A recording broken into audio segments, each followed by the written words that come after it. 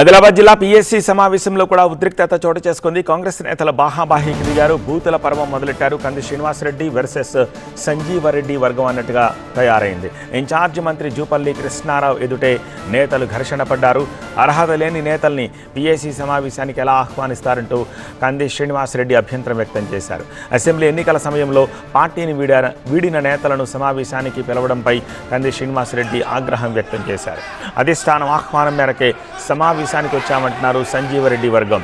పరస్పరం బూతులతో దూషించుకున్నారు నేతలు. మంత్రి జూపల్లి విజ్ఞప్తితో సమావేశం నుంచి వెళ్లిపోయారు సంజీవరెడ్డి.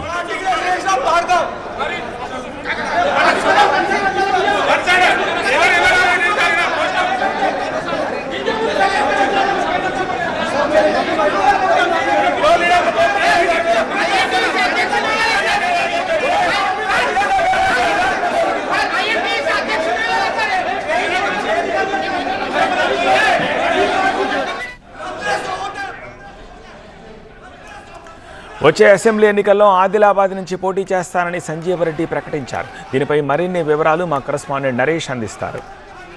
ఆదిలాబాద్ నియోజకవర్గ ఇన్ఛార్జిగా కొనసాగుతున్న కంది శ్రీనివాసరెడ్డి వర్గం అపోజ్ చేసింది. పాత నేతలను బయటకు వెళ్లాలంటూ కూడా సూచించింది. మనతో పాటుగా సంజీవరెడ్డి ఉన్నారు. అసలు ఇష్యూ ఏంటి? లోపల బూతులతో తిట్టుకోవాల్సిన పరిస్థితి ఎందుకు వచ్చింది?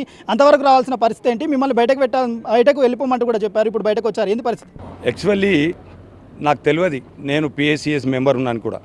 నాకు వాట్సాప్లో మెసేజ్ వచ్చింది, నువ్వు పిఎస్సిఎస్లో మెంబర్ ఉన్నావు అని చెప్పి నాకు వచ్చిన తర్వాత నేను ఇక్కడికి వచ్చిన తర్వాత ఇప్పుడు ఎవరైతే నా మీద అభియోగం మోపిండో ఆయన అసలు యాక్చువల్లీ మా పార్టీడే కాదు, వాస్తవం కూడా. ఇవాళ ఉంటాడు, రేపు పోతాడు. మీకు తెలుసు ఆయన ఎటువంటి వాడంటే మొన్నటి వరకు బీజేపీ నేను చేస్తే నా బీజేపీ కండువా కప్పుకున్నట్టు అనేడు ఆయన. ఇవాళ నా మీద నేను 40 years నుంచి మా అంకుల్ గారు కాంగ్రెస్ పార్టీ టికెట్ ఇవ్వకుండా 2 times ఇండిపెండెంట్ గెలిచి కాంగ్రెస్ పార్టీలో ఉన్నాం. అసెంబ్లీ ఎన్నికల టైంలో మీరు రెబల్గా పోటీ చేశారు. కంది శ్రీనివాసరెడ్డికే కాంగ్రెస్ నుండి టికెట్ వచ్చింది. కంది శ్రీనివాసరెడ్డి నియోజకవర్గ ఇన్ఛార్జిగా కొనసాగుతున్నాడు. నేనే అసలైన కాంగ్రెస్ అని చెప్తున్నాడు. నేనే అసలైన కాంగ్రెస్. ఎందుకంటే మీ అందరికి తెలుసు ఆయన ఒక పార్టీ నుంచి ఈ పార్టీకి వచ్చినవాడు. మేము 40 years నుంచి ఒకటే, మాకు టికెట్ ఇవ్వకపోతే మేము ఇండిపెండెంట్, లేకుంటే కాంగ్రెస్. ఇప్పటి వరకు కూడా మా ఇంట్లో ఎవరికి కూడా వేరే పార్టీల మెంబర్షిప్ లేదు. అందుకొరకే ఇవాళ వాళ్ళకి ఏమవుతుంది అంటే అసలు స్థానికంగా ఆయన ఉండడు ఇక్కడ. నేను ఎప్పటి నుంచో చెప్తున్నా, అసలు ఆదిలాబాద్లో గ్రూపిజాలు ఉన్నాయి. ఆయన చేసుకునేటప్పుడు కూడా ఒక్కనాడు కూడా మా ఎంబడి తిరగలేదు.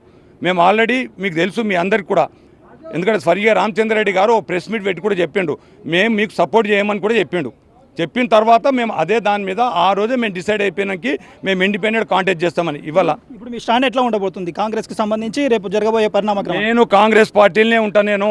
మేము కాంగ్రెస్ పార్టీల నుండి మేము అధిష్టానంతో ఎదిరించి మేము టికెట్ ప్రయత్నం కూడా చేస్తాను. నేను 100% రెడీ ఉన్నా కంది శ్రీనివాసరెడ్డి ఎదుగుంటానికి. తప్పకుండా నేను ఫేస్ చేస్తా. తప్పకుండా టికెట్ నాకే వస్తుంది. ఆదిలాబాద్కి సంబంధించిన వర్గపోరు బహిర్గతమైంది.